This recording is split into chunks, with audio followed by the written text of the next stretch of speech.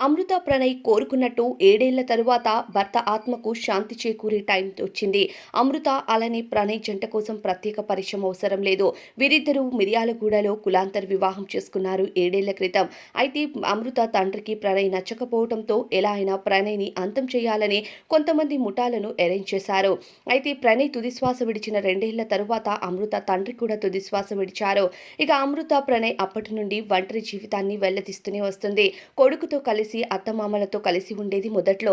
ఇప్పుడు తల్లితో కలిసి కూడా వీళ్ళంతా ఒకటిగా చాలా ఆనందంగా ఉన్నారు. అయితే అప్పట్లో ప్రణయ్ తుదిశ్వాస విడవటానికి, ప్రణయ్ తనకు శాశ్వతంగా దూరం అవ్వటానికి తన తండ్రి కారణమంటూ కేసుని ఫైల్ చేసిన అమృత ప్రణయ్ కేసుకి ముగింపు ఇప్పుడు వస్తుంది. అయితే 7 ఏళ్ల తరువాత మరి అమృత ప్రణయ్ దీనిపైన ఎలా స్పందిస్తుందో అంటూ ఆసక్తిగా ఎదురు చూస్తున్నారు నెటిజన్లు. అమృత ప్రణయ్ అప్పట్లో కేసుని ఫైల్ చేసిన తండ్రి లేరు. అలానే ప్రేమించి పెళ్లి చేసుకున్న భర్త కూడా తనకి శాశ్వతంగా దూరమయ్యారు. అయినా సరే ఒడిదుడుకుల్ని ఎదుర్కొంటూ ఒంటరి జీవితంలో కూడా కొడుకుని పెంచుకుంటూ చాలా హ్యాపీ లైఫ్‌ని లీడ్ చేస్తుంది అమృత ప్రణయ్. మరి అమృత ప్రణయ్ ఈ కేసుపై ఎలా స్పందిస్తుందని మీరనుకుంటున్నారో మీ విలువైన అభిప్రాయాన్ని కామెంట్స్‌లో తెలపండి.